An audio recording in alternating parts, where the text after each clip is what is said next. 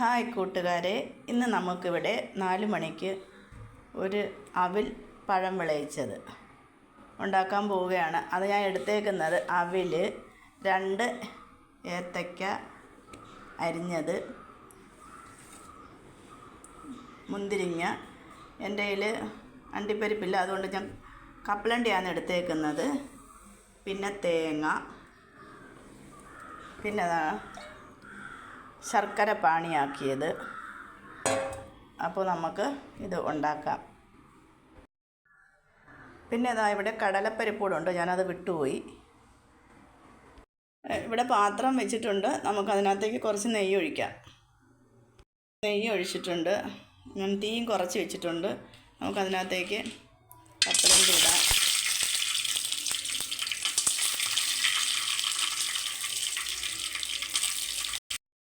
മുന്തിരിങ്ങ ഇട്ടിട്ടുണ്ട്, ഏത്തയ്ക്ക അരിഞ്ഞതോടെ ഇട്ട് കൊടുക്കാം. ഇനി നമുക്ക് ഉടഞ്ഞു പോകരുത്, നമുക്ക് ഈ ശർക്കര പാനിയും കൂടെ അതിനകത്തോട്ട് ഒഴിക്കാം. വെന്തുടയരുത്. തേങ്ങയും കൂടെ നമുക്കിതിനകത്തോട്ടിടാം. തേങ്ങ ഇട്ടു.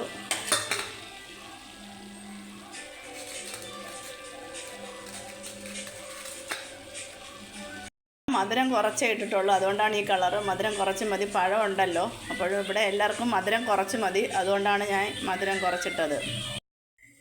ഏലക്കതിനകത്തിട്ടിട്ടുണ്ട്. തീ കുറച്ച് വെച്ചേക്കുക. അവിൽ ഞാൻ ഇതിനകത്തോട്ട് ഇട്ടിട്ടുണ്ട്. നന്നായിട്ട് ഇളക്കാം. ഈ കടലപ്പരിപ്പൂടെ കുറച്ചിനകത്തോട്ടിടാം. ഇളക്കാം. നല്ല മണമൊക്കെ വരുന്നുണ്ട് നെയ്യുടെയൊക്കെ. അപ്പോൾ ഇന്ന് 4 മണിക്ക് ചായയുടെ കൂടെ പഴം അവിൽ വിളയിച്ചതാണ്. നിങ്ങളെല്ലാം ഉണ്ടാക്കി നോക്കണം, കുട്ടികൾക്കൊക്കെ ഇഷ്ടപ്പെടും. കളർ കുറവാണ്, ഞാൻ മധുരം കുറച്ചേ ഇട്ടിട്ടുള്ളൂ, അതുമല്ല വെള്ള ശർക്കരയാണ്. അപ്പോൾ നമ്മുടെ അവിൽ വിളയിച്ചത്, പഴം അവിൽ വിളയിച്ചത് റെഡി ആയിട്ടുണ്ട്.